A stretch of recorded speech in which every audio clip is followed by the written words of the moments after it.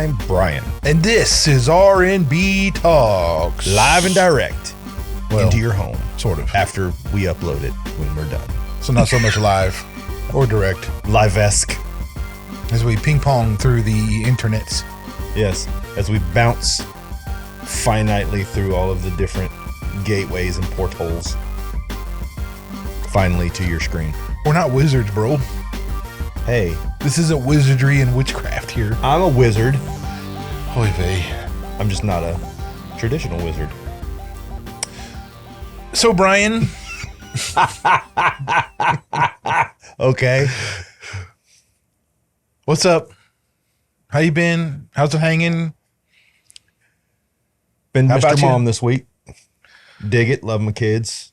You know, but it's tough, man. You learn to appreciate your wife a lot more when you're in that role, right? Mm-hmm. And you realize, dude, she's doing so much that I'm not aware of every day. Like just little ancillary things, right? That you're not aware of. And I have a much higher appreciation for my wife right now. That's good. Whenever you can have more of a appreciation of something, it's a good day. So if anybody ever tells you being a mom is an easy thing, liar. You are a liar. No one would say that.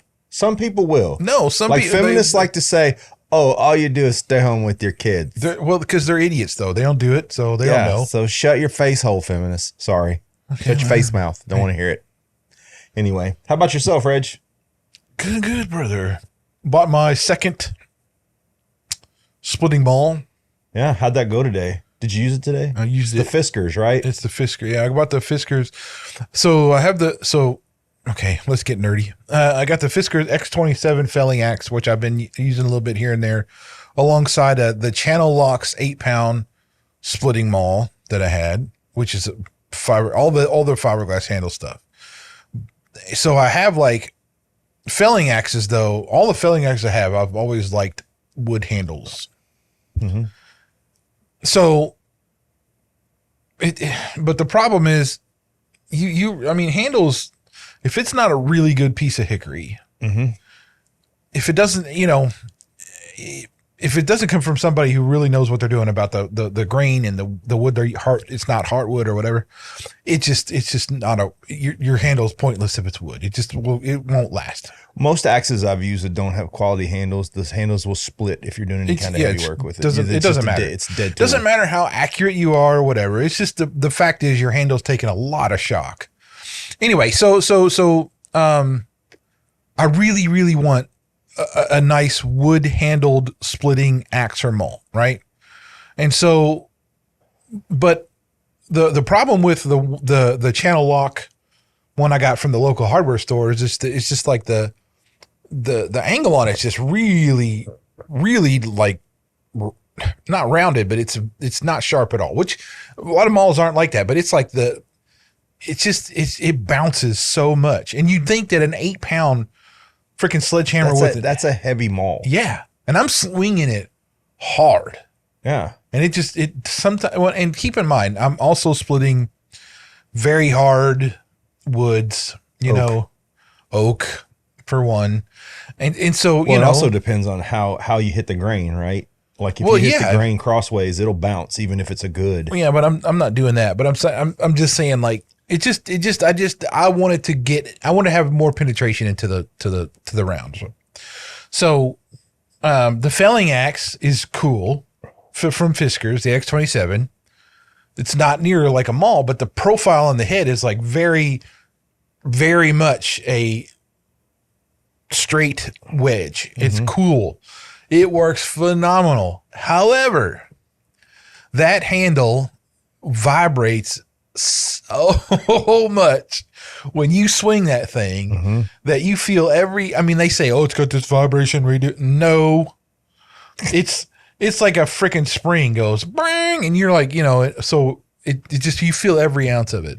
So how do you feel about like fiberglass handles and things like that? Well, that's what it is. I mean, do you fit, if you're swinging a really nice wood handled axe and you're swinging a fiberglass handled axe, is there a difference in the way those feel? Yes. What's the difference? the wood is way more solid feeling, and there's not as much vibration typically in a wood handled tool like that. Now, you can argue that the fiberglass or synthetic handles and stuff will last longer and be more durable, as they will take more punishment depending on on the piece of wood that the handle is made out of. But it all depends on how you like it, what you want it to feel like. Because some people don't swing them hard, right? Yeah. They just use the weight of the head to, they pick it up, it goes straight like this, and they just kind of like point it and let it go down. And that's perfectly fine. Let the pendulum of the head take care of it. Yeah, right? That's perfectly fine. So you're not going to feel near as much as like a guy like me hitting a piece of really thick oak that's, I'm really giving her. You're reaching back to Nebraska and swinging. Yes, I am, on purpose, right? Yeah. Because I just like that. I don't want, you enjoy it. Anyway, so I was looking at malls and I'm like, I really don't want to spend the money on a really, really, really, really nice mall. Fiskars has an 8-pound one. Tractor Supply had it there when we were there. And I'm like, you know what? I'll just look, it's got a fiberglass handle, but I'll just try it. It's an 8-pound. Give it a shot. Right? Yeah. I mean, cause it's not very expensive. And, you probably should have, the Fiskars stuff. Let me say this. Fiberglass handle or not, dude, it's got a lifetime warranty. They're good about it. They they work exceptionally well. That's why I buy my tools at Lowe's. Is Husky the best tool on the planet? No. But do I ever have to worry about it breaking and me having to buy another one? No, because it has a lifetime warranty. Right. Well, so the Fiskars splitting maul bot. Anyway, the profile is amazing on the head. It's so cool. It's it does not bounce, and it thunks into that hardwood. It is great. It's 8 pounds, 36-inch handle, dude. It's so good. That's what you want. Except it's just, it's got the fiberglass handle. So, but anyway, hey. Just saying, it's been fun. It's been cool. We've been doing that. I mean, it's very much been keeping me physically active. And we're doing well. Good. Except I did tear my shoulder up a little bit last week, but I went a little too hard. Went a little too hard to the paint. Is that what you're telling me? Yeah. I like it though. It shows effort. Yeah, I mean, when you go out and you make it a point. That's the difference. I think it's your mindset, right? With this stuff, and I think this is the point that I was trying to make before. Your mindset dictates your outcome that you want. Very true. You know what I'm saying? So like if I'm going out with the intention of physically exerting myself to a point where I know I'm making it into a workout that I feel I've worked out, right? For sure. That's a totally different thing than if you're just going out to get things done. For sure. Right? Yep. So no matter if I'm going outside to like rake up some brush or pick up wood or whatever, I have this mindset where like I got 45 minutes. How can I make this 45 minutes the most physically exerting, like most physically get your heart rate up, get all your that blood stuff pumping, like get the muscles burning a little bit without being in danger. I guess that's the thing. Without hurting yourself on because you can really hurt yourself on this stuff. Well, you can because you're dealing with high pressure impact, right? That's basically turning your body into a shock absorber. And that's where that danger of getting injured comes in. What I'm shocked at though is how much that works your core. Yeah. Well, what people don't realize is, all right, so I'm gonna let the secret out. All the people, write it down, people. The strongest cores in the world don't hit their core directly. They do functional training and exercise that causes their core to be the stabilizer for the exercise. Correct. Arnold never did anything for his core. He did little bits of abs and core, but he was never No, he'll tell you. Yeah. That was diet for him. And he said he focused on his core during his. Yeah. How you breathe. Yeah. When I'm doing any exercise I'm doing, bench press, curl, the first thing I do is cinch down on my core and stabilize my body with my core. Yeah. Stabilization, man. It's critical. But that helps with everything too. Yeah.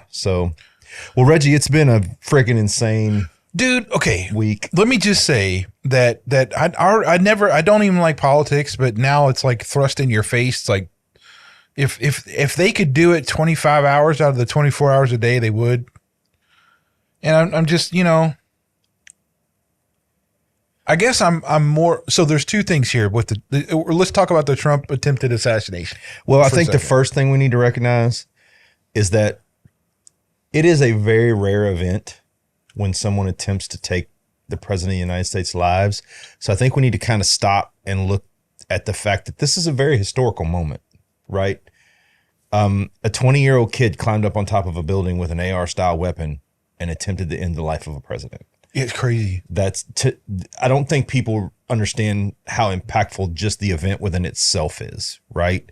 And this isn't a Trump thing. This is any president. If somebody tried to shoot Biden, that's it. That's a huge thing, right? That went down. So I think first we kind of need to recognize the historical impact of what happened. And the second thing I would say is, for me, is the utter vile garbage that has been spewed about him after this happened. That's the two things that impact me the most in all of this, right? Outside of Corey Campitor losing his life protecting his family. That's probably the number one. So I'll get to that in a minute. So let's go talk here, right? So there's clearly there is a problem, and there was a problem competently in the security of former President Donald Trump. Absolutely. So now the question being is like, so now there's like, you can find, I don't know, probably 50 different freaking videos of different shots and different things from people's phones and stuff everywhere now. Yeah. And, I think for us laymen, we're not going to be able to like investigate this fully from those kind of videos. What I am though kind of anticipating is that the FBI is not going to do this correctly, because the FBI my opinion about the FBI is pretty low. Yeah, CIA as well. Yeah, and right. So I really don't think that we're going to get a really good answer to this. Well, let's first talk about the fact that the main sniper team, the highest caliber weapon, wasn't the one that took the shot and hit the shot. It was the backup team. Yeah, which good on them. Smaller caliber weapon, harder shot.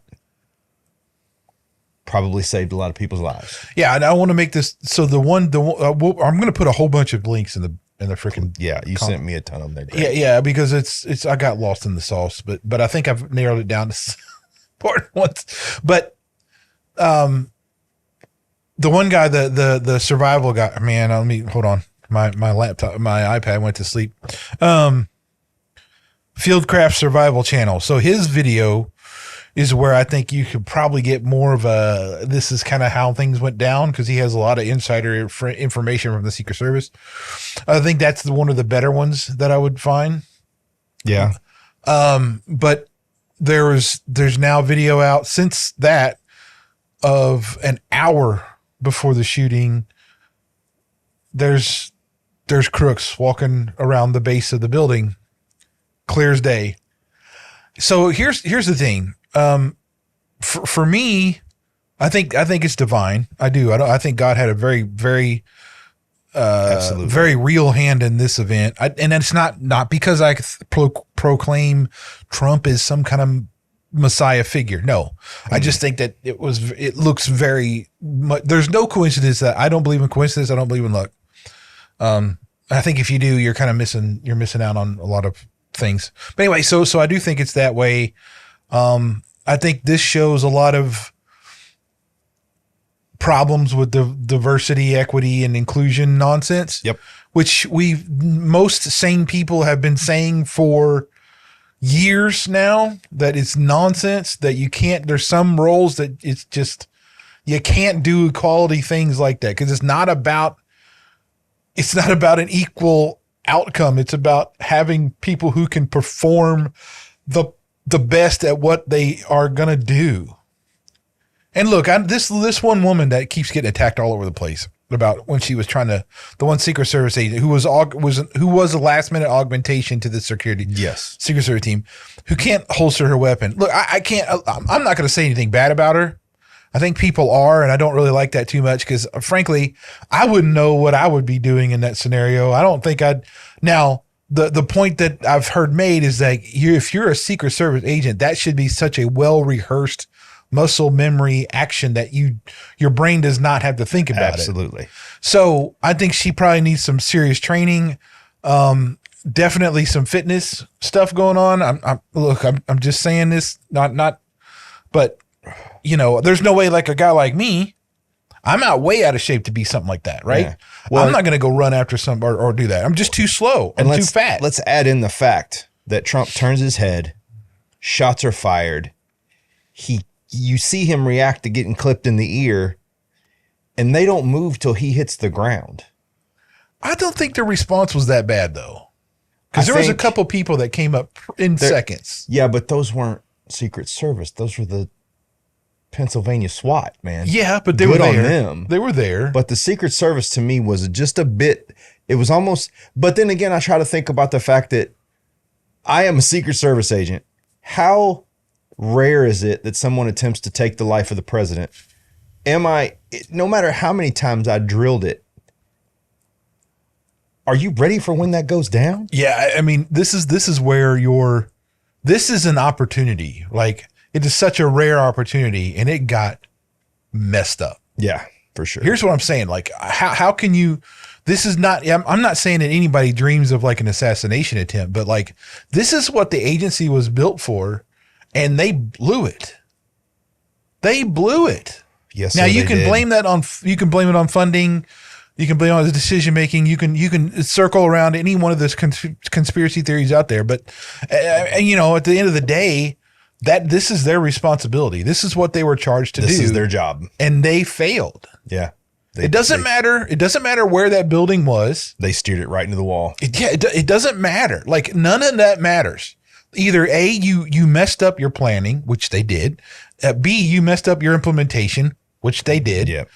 C, you freaking allowed the wrong people there or something. You've really screwed this up. Well, and now we have the Pennsylvania State Police officer who says, I saw the suspicious character and didn't do anything.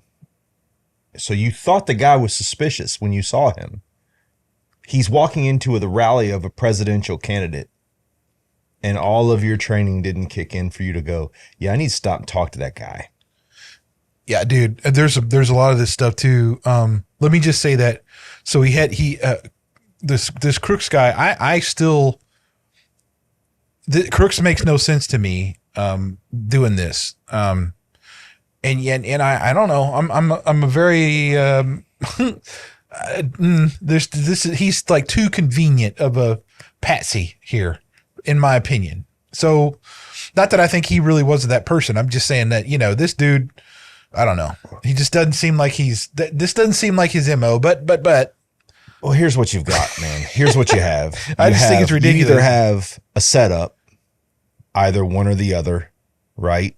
Which I don't. When you begin to break this down, Trump's a lot of things, but he's not crazy. So he's not going to hire a 20-year-old guy and hope that he misses. He's crazy, but he's not stupid. On that point, let me make this real clear, though. Trump's not stupid. Yeah. He's very smart.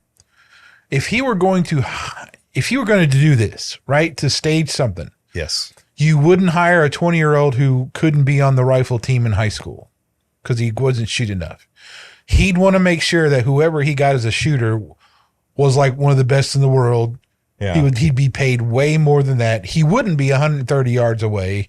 I mean, it'd be a totally different person. Okay, he'd have been in and out, and nobody would have known. No, I mean, let's just be clear about this. Okay, this is not the way that would play out, because there's no way Trump would, if he has the mindset of, I want to do this to increase my chances or whatever, then he's expecting to survive that, and the only way he can do that is with a real professional shooter taking a shot. 100%.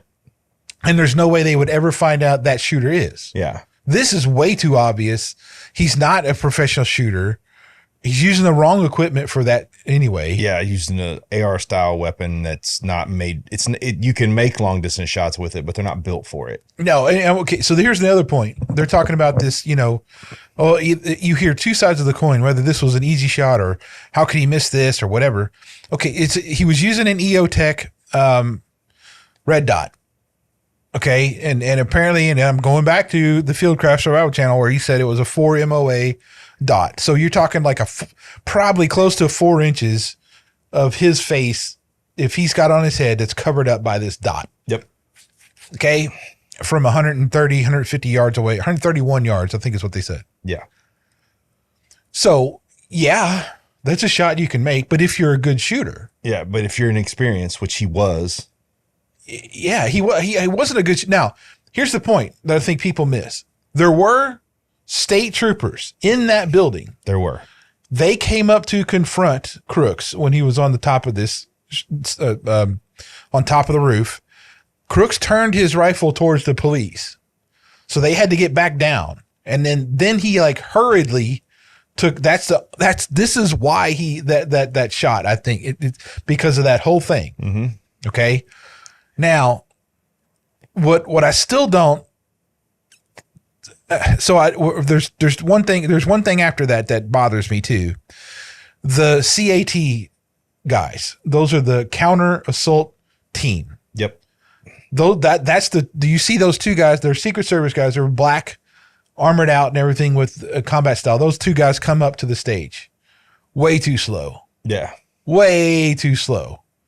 That should have happened way quicker from all indications, and I'm surprised that did. The other thing is that people don't know is that one of the bullets that Crooks fired hit a hydraulic line on the crane that was holding the flag. So there was hydraulic fluid all over the cars, Secret Service cars and stuff. And that was another challenge that they had to face during all this stuff, right? Yeah. They didn't have a backup vehicle. What he was saying is like there's usually another backup vehicle that's already there on the behind. But again, funding, resources, whatever. And then there's two things but I would say that I want to focus on here. The first is the vile villainization in our political spectrum. You don't get an attitude where you think it's okay to kill somebody unless you think he's so evil that the world is better off without him. Okay? Let me qualify what you're saying a little bit. Mm-hmm. I don't care who you are. I don't care if it's Biden, if it's Trump, if it's Pence, if it's Vance, if it's any of those individuals. Kamala Harris. If you are so hard to the side of ideology that you're following that you think someone deserves to die because they do not see things the way that you see things, shut up and go away, because you are the worst example of what this country is. Well, they're talking worst example. They're talking bullseye on Trump and calling him Hitler. Now, I will say this, and I can't remember his name, and I'll look it up so we can post it. But there was a Democratic senator who, after it happened, he had one of his cabinet members go out and shoot this tweet out. It says, I don't advocate violence, but for God's sake, take some shooting lessons and don't miss next time. He fired her instantly for that. And I was like, you know what? Good on you, dude. Well, I know, good on you. But I'm saying before this whole thing happened, you have these people calling horrible things, bigots and racists and evil. They should be off the face of the planet. Somebody really should take a shot at it. I mean, they were saying this stuff. They were setting this. They were teeing this up. So this is my point here. No, you did this. The media did this. The politicians did this. Yes. To create an atmosphere where this is completely acceptable. Yeah. You can see that from also the other reactions that are vile that happened after that, talking about how this could have been the greatest day ever, but he let me down. And yeah. What are you? You are insane. Yeah. And you are a blatant sheep And I hope you don't procreate. You are the worst. You are the worst that America has to offer. Yeah. I mean, no, absolutely not. No. And again, anybody, if somebody took a shot at Biden tomorrow and Trump guys jumped up and started saying that, I'd feel the same way about them. If you advocate the death of someone because of your ideology, you suck. Well, there's a point. I think there's a point where if you have a tyrannical ideology that is causing pain and suffering, there is a I think you create the opportunity for an insurrection that does have violent stuff, but it's got to the point where that's the only thing left to do. Okay. Yeah. We're not there in this country though. That's my point. That is not where we're at. Not even close. Cause I think, but yeah, that's the other point is that these people, I really truly think you're sick. And I'm glad I don't know anybody who does that or has those opinions. But that goes back to COVID and Antifa and BLM and all these movements where they thought it was okay to hurt people and to destroy. And what you're seeing is just a continuation and an acceleration of these things. And the one thing I do love about these types of people is they will not and cannot hide.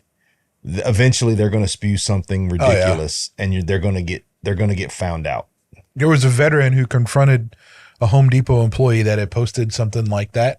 Yeah. That vile again, and a veteran totally went to Home Depot, saw this chick and freaking confronted her. Right now, I don't condone some stuff. And really, I think the more you ignore those idiots and call it out as being repulsive is better than doing anything else. But the second thing here is that we've talked a lot about being biblical man and sacrificing and being selfless and all this stuff. And I truly don't think we could have any better illustration of that than Corey Campiator. Man, I cannot say that, dude. I'm so sorry, but yeah, there's no better example of a hero, a biblical man who sacrificed himself for his family. And I would like to say this. If you really want to know so when Reggie and we talk about masculinity a lot, and we talk about, and I want you to know that this is the ultimate example of masculinity. A man who loves and reveres his family so much that he would voluntarily lay down his life to make sure that they are safe in the most dreadful situation. And first of all, my condolences to that family. I can't even begin to know where you're at and what's going on. Kudos to the Trump campaign and all of the conservative politicians who have reached out to that family. Guys, that's what it is. That's what it is. And by the way, yeah, who reached out to the family? The Trump campaign did. Trump did himself. Yeah. And where did Biden or anybody? I think some representatives of Biden reached out, but I don't think I don't know. And I'll double check myself on this, but I don't think that he reached out. But here's what the point I'm trying to get at. When Reggie and I are sitting in this chair and we're talking to you guys, we're not talking about some kind of predominant male existence where we dominate and subjugate everyone. I am. I'm just kidding. I know. I'm just kidding. I was like, dude, way to kill the moment. All right. But what we're talking about is, everybody goes, because you're a man, you get this and you get that. Well, guess what? Because I'm a man, that might be true. But because I'm a man who believes in family and the purpose of family, I'll be the one to lay down my life. As demonstrated at a real event. Yeah. That just happened. So yeah, I'm proud to be a masculine alpha male. There's a degree of respect and dignity and office associated with that station. Yes. But there's also the responsibility of being the one who will take the worst of it when the time comes. Yeah.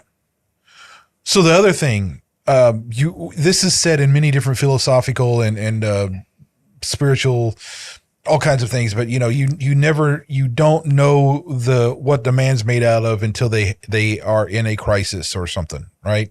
It's said in all kinds of different ways, but basically, like, when things are copacetic and everything's cool, that's not when you see what a man's really made out of. You see it when things hit the fan. Yeah. When I saw former President Trump, so he gets shot by the ear, reaches behind, feels something, drops down, he's covered up. He gets right back up. You got to understand, he did not. He did not. I mean, no. How could he know everything's okay? Was the shooter down? Was he still in danger? His first instinct, like the first thing was, I want to get my shoes. Yeah. Which I mean, it's Trump, so they're probably very expensive. I don't doubt they're it. Probably like $500. And Armani's. Whatever. But then he just says, "No, wait," and pumps his fist. Yeah. Fight, baby. Blood on his face. I gotta say. Are you kidding me, man? I gotta say, I was on the fence, but if he is the Republican candidate, I will vote for him. That just, all I'm saying is right there demonstrates so much more than you could ever see about a man. On any level. Yeah. It doesn't matter what he said. What that did was demonstrate just kind of how he's got some balls, bro. And he's a tough guy. And he's not afraid. No, he is not a coward. He's not afraid. At this point, I mean, look, it was just amazing, man. I felt such like, holy cow, we actually have somebody who did that. Running for president. Absolutely. After the 4 years we've had of our brilliant leader who had just been bumbling and everything else and falling downstairs and missing names and screwing everything up off and whatever. Right? And all of a sudden it's just like such a shot of adrenaline to the American people, I think. Well, and on top of that, I mean, look, man, and no matter how this pans out, it doesn't pan out well for the Biden administration. And here's why. All right, you had that disaster of a debate. Then you go out and have a press conference where you take unscripted questions, although he had a list of reporters that he called on. He didn't take unscripted questions. He had a list in front of him of who he could call on. Yeah. And then after Trump was shot, that absolutely weak statement that he made, with which he still trailed off and bumbled, and dude, I don't think you did. I don't think you're doing yourselves any favors by sticking in the game, man. No, and the media too, after this whole thing, showed exactly what they are. Yep. Even Fox News. Everybody knew there was clear. It was, and they say, an apparent disruption. That's what they said. An apparent, and they used apparent a lot in the reporting, right? On purpose. This is what people don't understand. This stuff is on purpose. Words are picked on purpose. Words have meaning. Oh, it was so terrible. I was just cringed the whole freaking evening and into the morning. Like, just, these people are sick. I just know. This is what I was talking about in the beginning. We have been witness to an absolutely epic historical event. Not Trump being great, but someone attempted to take the life of a former president whilst trying to be reelected. Dude, that just doesn't happen a lot. I mean, when was the last one that you can remember? I think the one with when Reagan, right? Reagan, yeah. And it didn't end great for Reagan. I mean, he made it through and he was a great president, but dude, somebody attempted to take his life. And dude, if somebody shot me in the ear and my first instinct is take cover and figure out how to get ready for what's coming. Dude, I think his first instinct was, let me get my shoes. Rock on. Let's do this. And then right off the stage he went. I'm telling you, bro, if somebody would have handed him a rifle, I'm sure he would have shot back. Yeah. I'm absolutely sure if he was armed, he would have returned fire. He just would have returned fire. He just was like, no, you ain't doing that. And you know what I loved about it too? This is something else I love too. Everybody expected Trump to come out throwing rights and lefts in the next couple of days. You could tell that the liberal media was just, they were waiting for the Trump ego. The Trumpian. And what did he do? He laid low. He let his representatives talk. He's recovered. And tonight is his speech at the Republican National Convention. And I got a feeling when he walks out on that stage, there will not be a measurable way to figure out what the decibel level in that building is. No, I mean, even last, so speaking of that, I did watch J.D. Vance's speech last night. So I watched it a little bit because I knew that I don't know much about J.D. Vance. I just know he's a small town guy. Came up legit, it's not like from Harvard or, Princeton kind of nonsense. Yeah. Went to law school with Vivek. Yeah, Vivek, and his wife is, not like a white chick. Yeah, she's I don't remember what South Indian. She's Indian. Something. Anyway, so here, but I wanted to hear what he had to say and how he presented himself. Man, that dude's sharp, dude. He is. That dude's really sharp. I think it's a good pick because he's younger. He will connect with younger voters. And I think what he's going to do is awaken that part of the conservative party that was intimidated in the last election. I think what they're doing is setting him up to be Trump's successor. Yeah. Right? Because, he's a young guy. He's kind of different.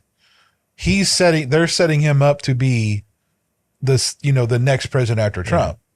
Yeah. Because this is where Trump's headed. This is why I think people underestimate Trump too.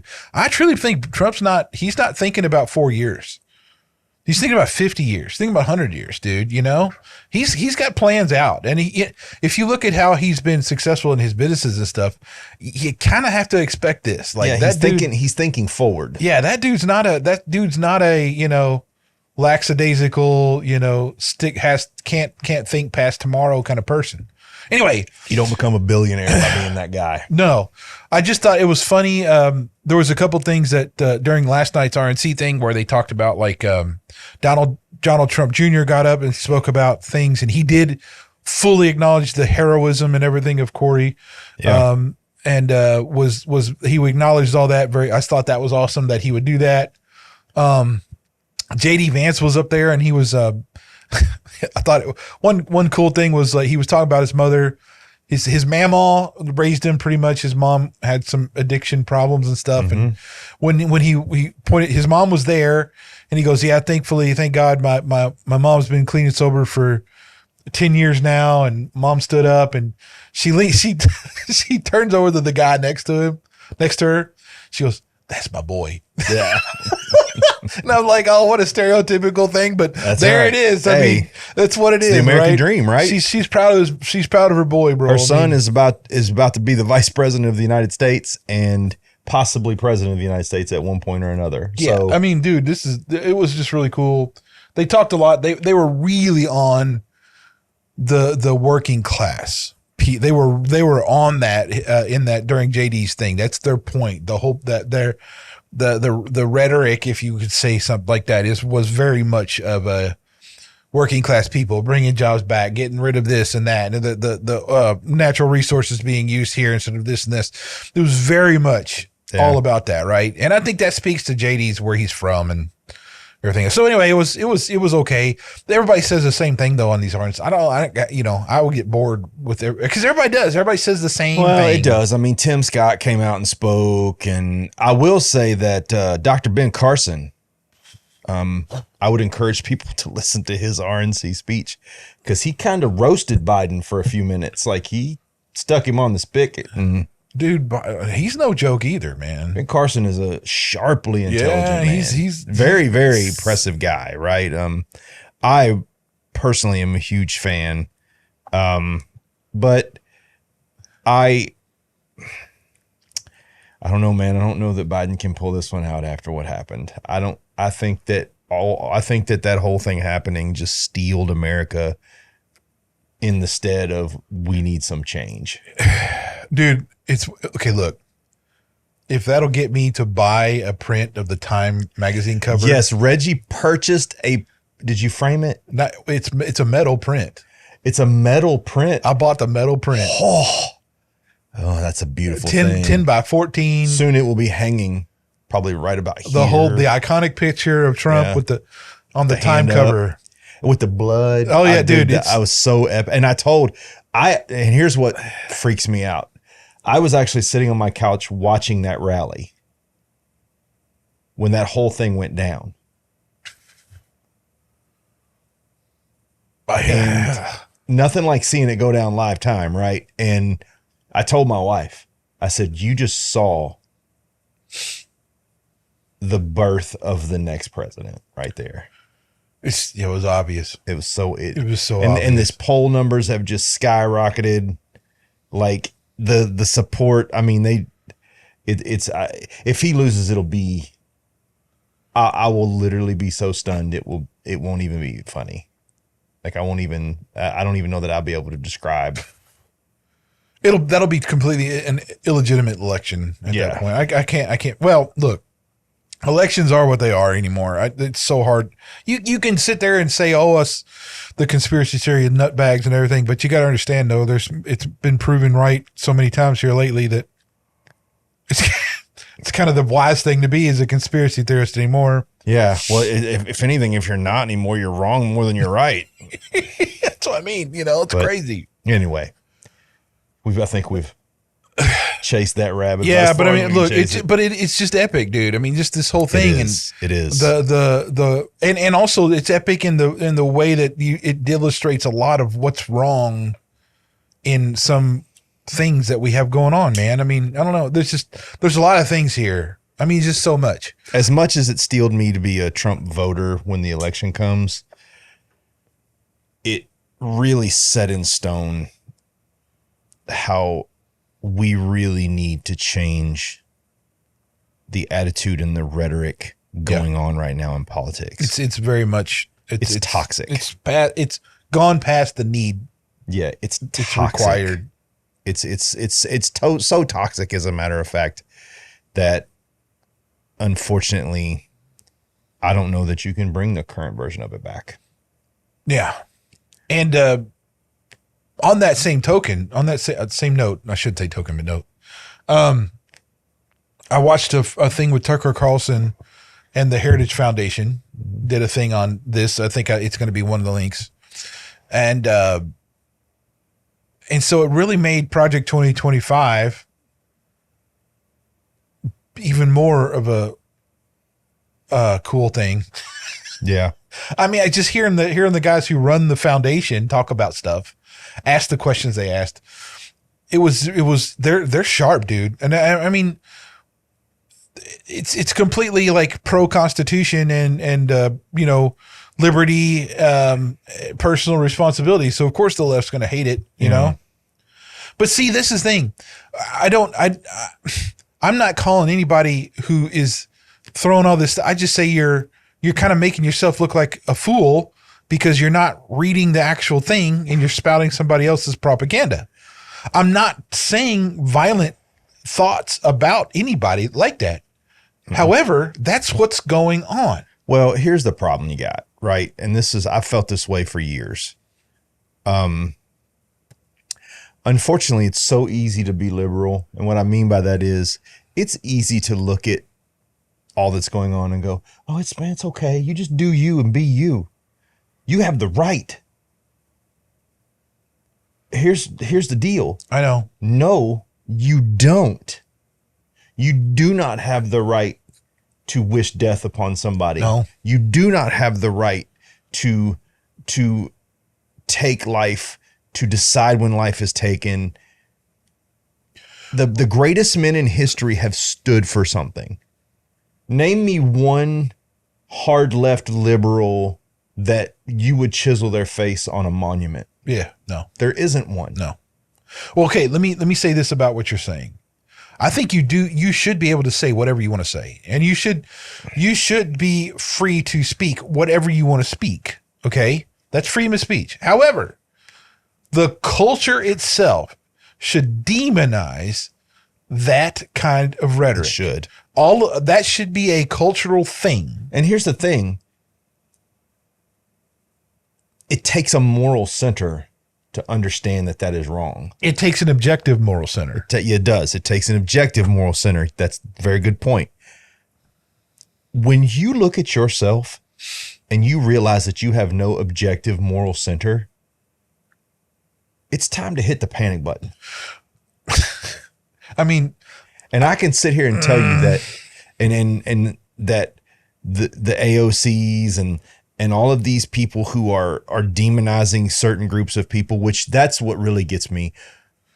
They'll call America racist, but they'll demonize Israel. They'll demonize Jews. They'll demonize, and then have the nerve to turn around and say, but you guys are the racist ones, right? When you have zero moral center at all, so much so that you can be pulled in any direction without clear thought or contemplation, you need to hit the panic button. Yeah, I mean, try to take a look at how you formulate right and wrong. Where's that coming from? What are you basing that on? Right and wrong. Well, not you. I'm just saying them. But what I'm saying for them is right and wrong should never come with a level of comfort. And what I mean by that is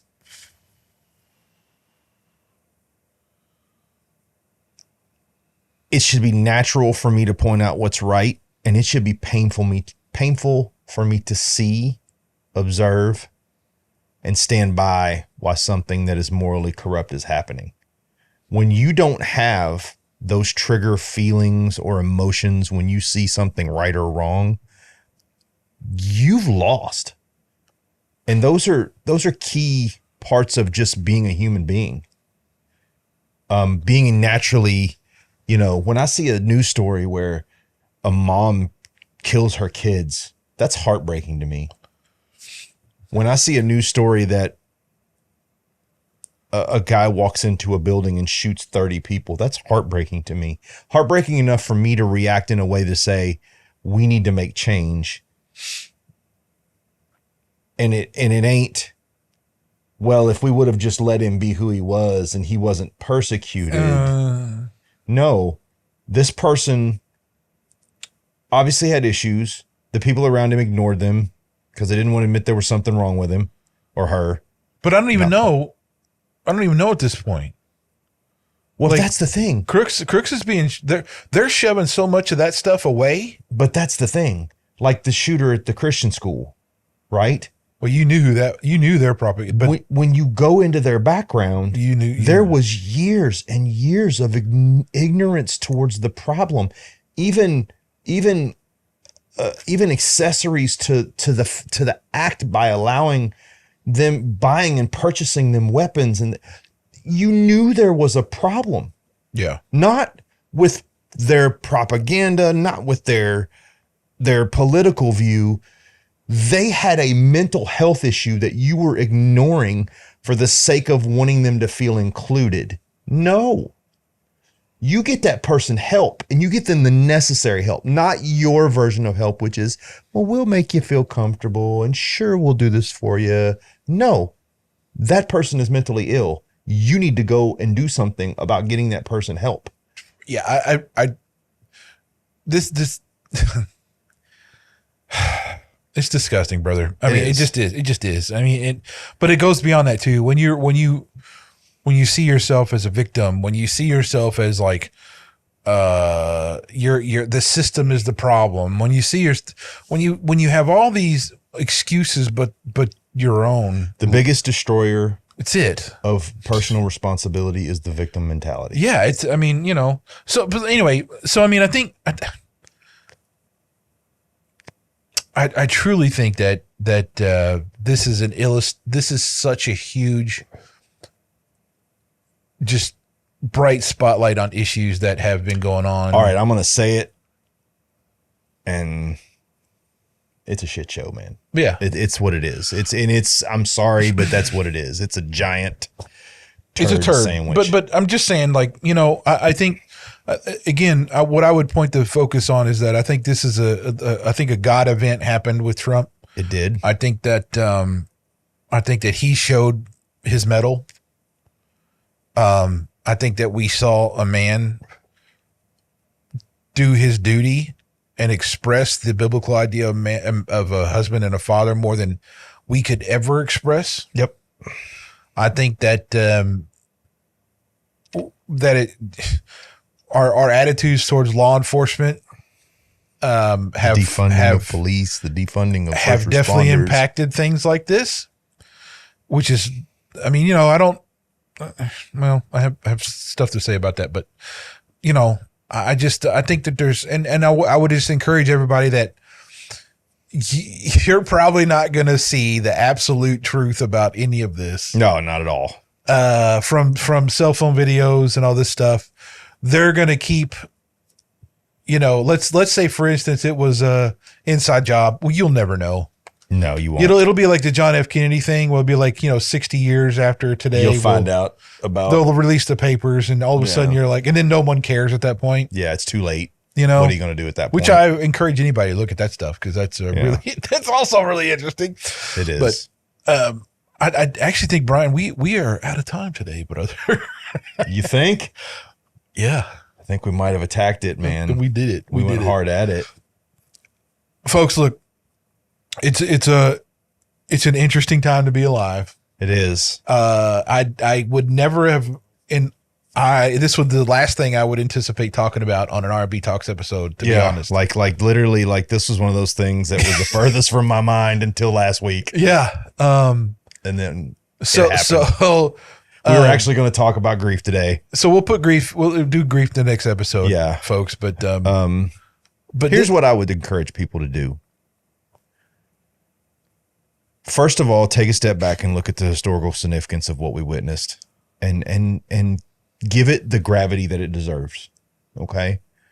Number two, regardless of what your opinion is of Donald Trump or Joe Biden, realize that a man's life was almost taken. Who's a husband, a father, and a father, a grandfather, you know, and on top of that, really look at yourself and check where you're at mentally and emotionally right now.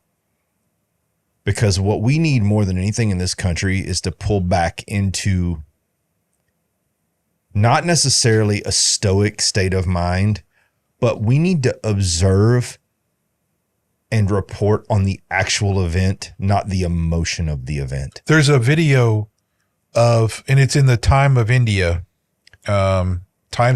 Yeah. Where there's a video showing the people after the attempted shooting, yelling. There's like these bunch of guys yelling at the media because you know the media is all in this thing, railing on them about it's your fault. It's your fault. Yeah, and they're not wrong. They're not wrong. And here's the thing: I want to express this. I don't care if you're left, right, center, libertarian, green party, be whatever you need to be. Pink lady. I don't care. The thing we should all do is recognize is learn how to recognize propaganda and actually push back on the media outlets for participating in propaganda. We don't need that from news. We need news to be completely without emotion and political affiliation. I don't need your opinion piece. They have blogs and podcasts. You can have your own show. Have your own show. You want to do that, man. Right? I mean, but if you're reporting the news, just give me the news. Yes. I don't care what your slant is against the Republican or Democratic Party. I don't care who you hate and who you love.